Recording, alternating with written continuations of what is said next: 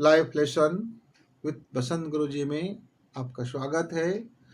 Civil service में आने वाली कठिनाई और उनसे छोटी छोटी चीज़ें जो हमारे एग्ज़ाम में, प्रतियोगिता में हमारी सारी मेहनतों को पानी फेर देते हैं। जब हम पीछे लौट के देखते हैं तो सोचते हैं काश इसको मैं पहले जान गया होता। पढ़ाई तो आप खूब करते हैं, मेहनत भी जी जान से करते हैं, एग्ज़ाम भी आप खूब करते हैं, एग्ज़ाम की तैयारियां भी आपकी ज़बरदस्त होते हैं, फिर भी कुछ कारण ऐसे रह जाते हैं जिनके कारण आपको असफलता का मुख देखना पड़ता है, हताश होना पड़ता है, निराश होना पड़ता है, झुंझलाहट से आपकी ज़िंदगी भर जाती है, धन भी जाता है, समय भी जाता है, सपने भी गंवा बैठते हैं और फिर वही किसी छोटे मोटे रोजगार की तलाश में अपने को झोंक देते हैं। मित्र, आप पहचानिए कि ऐसे कौन कौन से कारण होता है कि आपके सारी योग्यता होते हुए भी, सारी दक्षता होते हुए भी, आपके अंदर में प्रखरता होते हुए भी आप सिलेक्शन नहीं हो पाते, आप उस ऊंचाई को छू नहीं पाते। आप जिसके लिए जी जान लगा दिए थे वह आपके हाथों में आते आते फिसल जाता है। तो कोई तो कारण होगा, कोई अकारण ऐसा कभी होता नहीं है। तो उनमें से एक कारण है मित्र, भावना के आवेग को आप नियंत्रित करना नहीं जानते, या भावना के आवेग में जो भी हमारे प्रतियोगी बहेंगे उसका निश्चित तौर से हानि ही होता है। यह भावना का जो आवेग होता है हमारे लिए बड़ी हानिकारक होता है। आप भावना अच्छी चीज़ है, संवेदना अच्छी चीज़ है। आप प्रेम की भावना में बह गए, आप ज़रूरत से ज़्यादा आप भावना में आतुर हो गए, व्याकुल हो गए और आप कुछ का कुछ निर्णय ले लिए, आप कुछ का कुछ कर बैठे, तो आपके लिए बड़ी हानिकारक हो गया। आप भावना में बह गए, क्रोध में आ गया, किसी ने आपको कुछ कह दिया तो आपको दिल में बात चुभ गई, बात लग गई, ठेस पहुंच गया और आप भावना में बह करके आप कुछ का कुछ कर बैठे, तो भी वहां आपके लिए बड़ी मुसीबतें हो गई। आपका कितना समय गया, धन भी गया और आपका सुख चैन भी गया, नींद भी गया, संतोष भी गया, आनंद भी गया। आप भावना में बह करके कभी कभी आप कोई संस्था छोड़ देते हैं और भावना में बह करके किसी भी संस्था को ज्वाइन कर लेते हैं और फिर आप पछताते रहते हैं, काश मैं इसको ना छोड़ा होता या काश मैं इसमें नहीं आया होता। तो भावना में बह करके आप कितने बार गलत निर्णय कर लेते हो और उस गलत निर्णय के कारण आपका समय भी जाता है, धन भी जाता है, प्रेम भी जाता है, संतोष भी जाता है, लगन भी चला जाता है और परिश्रम क्या व्यर्थ हो जाता है और फिर आप झुंझलाहट में ज़िंदगी को फिर नई से शुरू करते हो।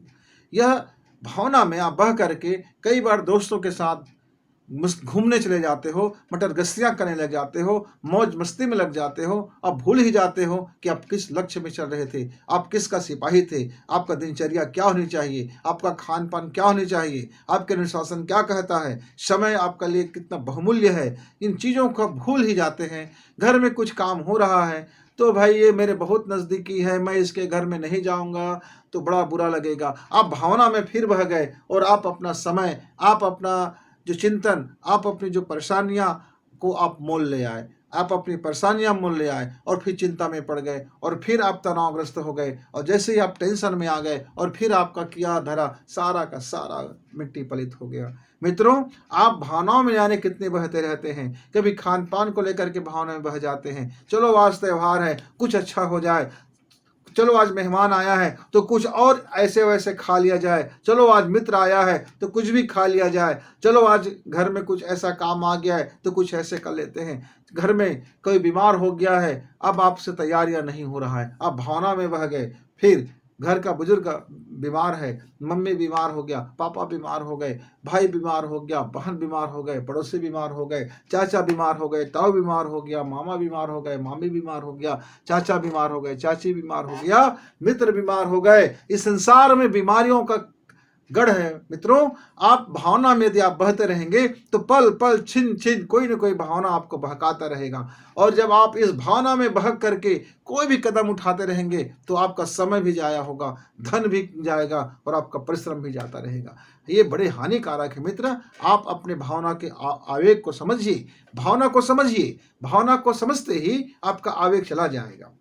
यदि आपका भावना नियंत्रण में है, यदि आपकी भावना, संवेदना, मर्यादा और परिस्थिति काल को समझ है, संतुलन है और आप यदि संयम रखते हैं, इस जिंदगी में हर पल हर क्षण हमारी आंतरिक परीक्षाएं चलती रहती है। न जाने उस परीक्षाओं में हमें क्या क्या नहीं जान भोगना पड़ता, किन परिस्थितियों से नहीं गुजरना पड़ता। कभी हमें अपने इच्छा से ही अपनी सारी सुख सुविधाओं को त्याग करना पड़ता है, कभी हम मजबूरी में त्याग करते हैं और कभी स्वेच्छा से त्याग करते हैं। जब हम स्वेच्छा से त्याग करते हैं तो तपस्या बन जाता है, जब हम मजबूरी में त्याग करते हैं तो वो आवेग हो जाता है। तो आप परिस्थितियों को समझिए, आप अपनी अनुकूलता और प्रतिकूलता को समझिए और अपने लक्ष्य और अपने टारगेट की तरफ इस तरह से बढ़िए कि सारे भावनाओं को समझते हुए आवेग में मत बहिए। भावना को समझ लीजिए, भावना और संवेदना को समझिए, और भावना और संवेदना में जैसे ही आप समझ आता है, ये भावना को समझने की कला होता है। जैसे आप उसमें पारंगत हो जाते हैं, समझ आ जाता है, एक दृष्टि विकसित हो जाता है, तो इस समझ के साथ आप उसको ठीक कर सकते हैं और आप अपने लक्ष्य की तैयारी में ऐसे बाधाओं को आप सहजता से पार कर सकते हैं। अन्यथा क्या होगा, आप आवेग में आते रहोगे, भावना के आवेग में आते रहोगे, कभी क्रोध के आवेग में आते रहोगे, कभी वासना के आवेग में आते रहोगे, कभी काम के आवेग में आते रहोगे, कभी लोभ के आवेग में आते रहोगे, कभी तृष्णा के आवेग में आते रहोगे। दुनिया भर की प्रपंच के आवेग में आप आते आते आप अपने लक्ष्य से भटकते भटकते न जाने कहाँ चले जाओगे। तो अपने लक्ष्य, अपने टारगेट, अपनी समय, अपनी वैल्यू, आप इसको बचाइए और भावना में बहिए मत, भावना के आवेग में बहिए मत। भावना तक ठीक, आवेग हानिकारक है। मित्र, हम फिर आपको किसी ऐसे ही छोटी चीज़ों पर आगाह करेंगे, क्योंकि लगते तो छोटे हैं लेकिन ये घाव बड़े गंभीर देते हैं।